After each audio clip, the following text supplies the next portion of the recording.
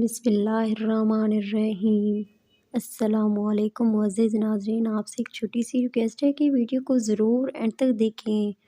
ہم اتنی محنت سے آپ کے لیے ایسے اسپیشل سٹوریز بناتے ہیں اور پلیز چینل کو ضرور سبسکرائب کیجیے گا، شکریہ۔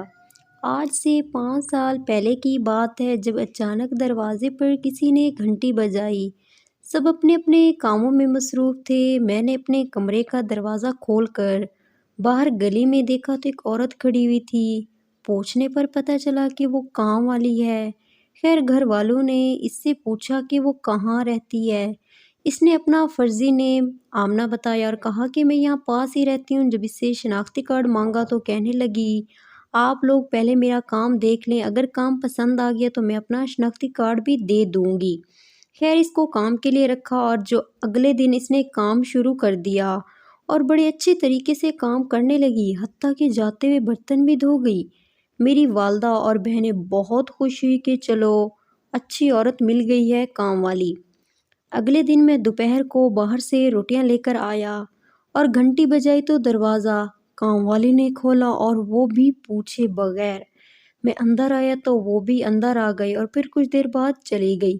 اگلے دن اتوار تھا، سب گھر میں تھے۔ اس دن کام والے کو کوئی خاص بے چینی سی ہو رہی تھی اور اس دن وہ کافی دیر کے بعد کام کر کے گئی تھی۔ اس کے جانے کے بعد میں نے گھر والوں سے کہا کہ اس کام والی کی نیت پر مجھے شک ہے، لیکن گھر والوں نے سنی انسنی کر دی۔ اگلے دن وہ کام کے لیے جلدی آ گئی۔ میرے ابو بینک چلے گئے اور بہنیں اوپر چھت پر تھی اور میں اپنے کمرے میں سو رہا تھا کہ اچانک میرے دروازے پر کسی نے دستک دی۔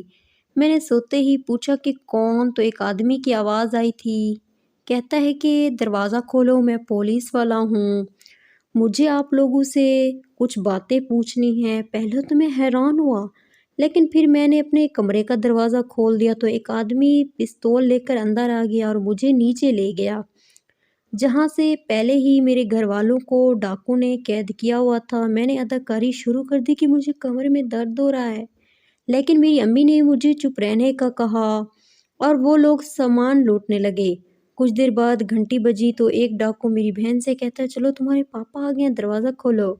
خیر میرے ابو کو بھی وہ اندر لے آئے۔ میں نے 12 ڈاکو کو تنگ کرنا شروع کر دیا تو 2 ڈاکو میرے پاس آ گئے اور ایک نے میرا گلا دبانے کی کوشش کی تو وہ چور چور کہنا شروع ہو گیا۔ میری امی نے بڑی مشکل سے مجھے ان سے بچایا۔ خیر وہ سامان لوٹ کر اور ہم کو کمرے میں بند کر کے چلے گئے۔ میں نے کچن میں سے آواز دی تو ہمارے ساتھ والوں نے آ کر باہر کا دروازہ کھولا۔ پولیس حسب روایت آئی اور کارروائی کر کے چلے گئی۔ پتہ چلا کہ وہ کام والی ڈکیتے والوں کے ساتھ ملی ہوئی تھی اور اسی نے ہی ڈاکہ ڈلوایا ہے۔ نتیجہ اس واقعے کو بیان کرنے کا میرا یہ مقصد ہے کہ آج کل کسی پر بھی آپ بھروسہ نہ کریں، بغیر تحقیق کی کسی کو بھی کام پر نہ رکھیں، نہیں تو آپ لوگ بھی میری طرح نقصان اٹھا سکتے ہیں۔ ویڈیو اچھی لگے تو ویڈیو کو لائک کر دیں، شکریہ۔